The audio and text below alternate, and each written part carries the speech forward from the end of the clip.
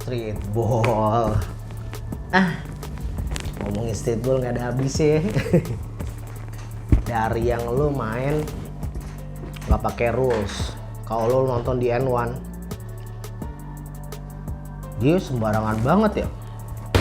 Sampai zamannya gue tuh nyebutnya masih walking. Sekarang apa sih? Sekarang tuh nyebutnya, gue lupa sih. Traveling, jalan-jalan, ya kan?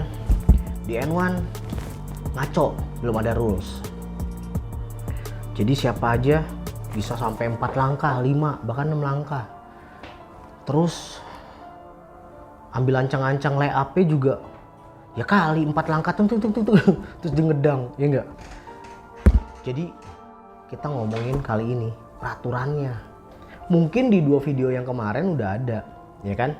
Di acara kita tentunya, Step Back from the Game.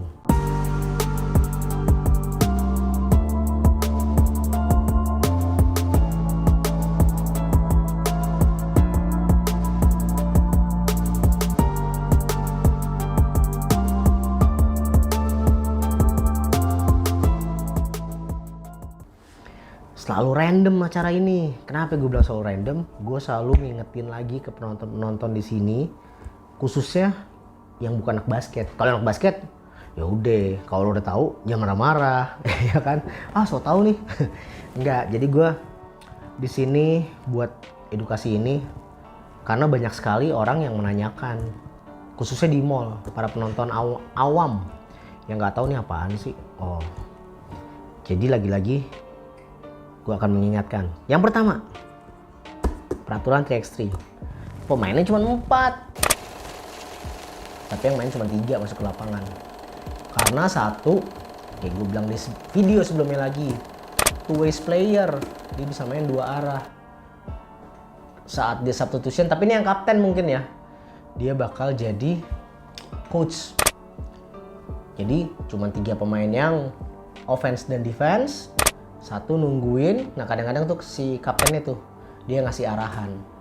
Nah kalau coach beneran ya ada di luar, bukan di area, dia ngasih coaching. Woi defense, woi itu jaga tuh nomor ini. Itu kena technical, jadi jangan main-main. Di 3x3 ini no coaching, pemain hanya 4, 3 bertanding, 1 kadang-kadang si kapten itu ngasih arahan untuk melakukan defense atau offense. Tapi nggak semuanya. Tapi kadang-kadang untuk tim-tim yang memang mereka sudah kompak, kalau kalian perhatikan di liputan video 3x3 Livin by Mandiri Indonesia Turnamen, ada beberapa pemain yang tipikalnya tipikal coaching.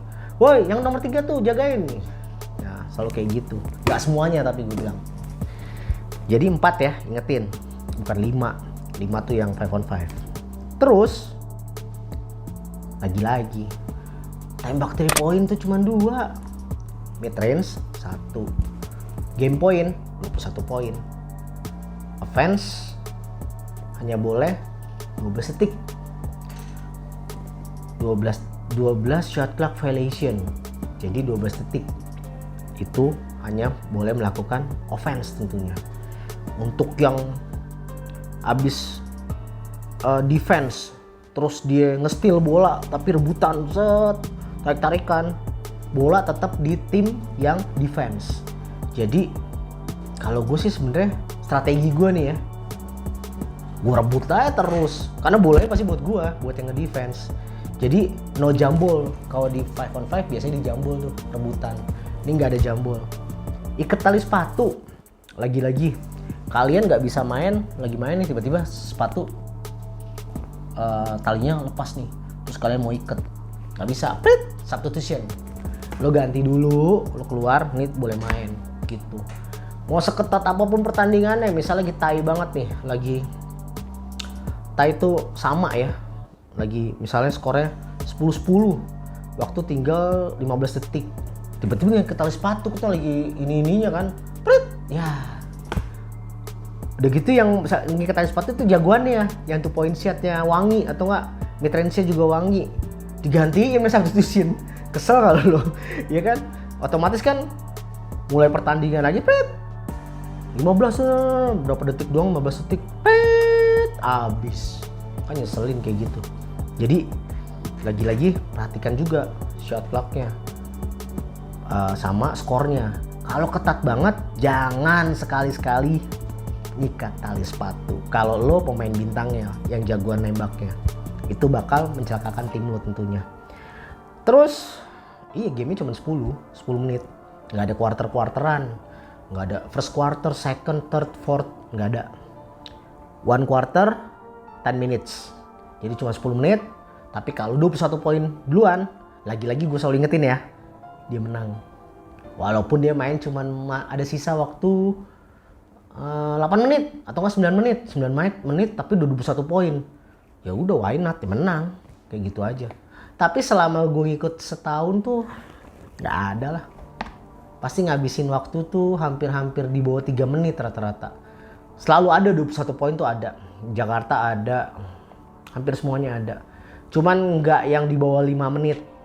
Semua ya di bawah 5 menit, sorry. Bukan yang di atas 5 menit. Bukan yang baru 9 menit tiba-tiba 21 poin, nggak ada. Atau nggak 8 menit, 7 menit, 6, nggak. Rata-rata di bawah 3 menit. Baru mereka 21 poin. Terus apalagi nih, 3 second juga ada ya, 3 second. Terus ya fall kalau misalnya flagrant gitu, misalnya pelanggaran keras ya, pasti lu dapat nembak kayak gitu. Tapi kalau udah 7 kali fall, itu hati-hati, selalu dapat nembak 2 kali. Itu yang dialami sama PSKD tuh kemarin, nangis-nangis kalau lihat videonya. Itu yang mereka lakukan. Defense-nya terlalu ketat. Mereka tahu nih, mereka udah tim fall. Di-push terus ininya musuhnya. Padahal mereka leading. Lawannya itu hanya menang melalui free throw. Kan kocak ya. Lu udah leading nih, dikejar pakai free throw. Gimana gede nggak nangis? Pakai nanya lagi sama gue, "Kak, ada juara 3 nggak?" Kagak ada. Jadi jangan lagi-lagi kalau udah tim fall 7, udah lo nggak usah ngotot. At least lo boleh defense nih, screen aja lo gini aja nih. Misalnya dia lari gini, lo gini aja. Jadi kan offensive fall nih. Jangan lo begini-gini, tangan lo jangan jail. Atau nggak paling bener sih pasti gini deh posisinya. Jadi kalaupun dia lay up terus nabrak lo, kalau lo ngambilnya bener, gue nggak ngajarin ya. Wasit ngeliatnya perhitungannya salah gitu, ting, tiba-tiba lo jatuh. Offensive fall. Tapi nggak semuanya. Kadang-kadang wasit juga jeli. Kalau lo tuh nyari pelanggaran keras, nyari flagrant, lo pinter tuh.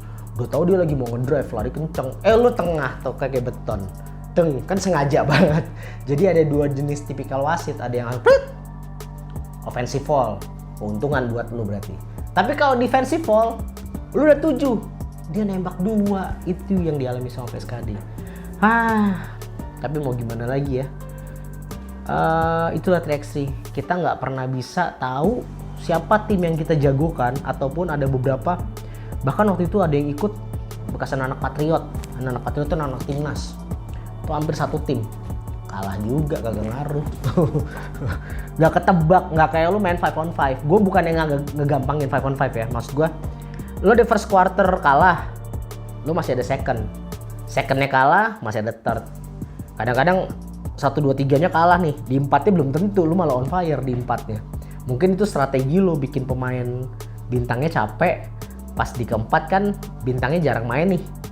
Mungkin itu strategi lu kalah-kalah dulu, tapi kalahnya mungkin selisih 5 bola, 3 bola, kayak gitu. Kadang-kadang strategi juga sih kayak gitu. Tapi kalau di Tri-X3 nggak ada. Lu bener-bener nggak ketebak deh. Lu leading 10 poin, tiba-tiba dikejar cuma gara-gara free throw doang. Itu kejadian ke PSKD, gue lagi-lagi ngingetin. Dia leading, fall sampai terakhir gue gedek banget. Ya, menangnya cuma pakai free throw. Ada yang lebih parah tuh, udah skor deket, dia free throw 2 kali, lawan yang PSKD itu nggak masuk. Itu udah beruntung sebenarnya mereka. Pas terakhir masih di fallin. Ya gue bilang tadi, lu begini posisinya, jangan gini-gini. Wasit dari belakang, prit, ngelihat, padahal tangan lu nggak nyentuh, namanya dari belakang lu gini-gini, ya kan?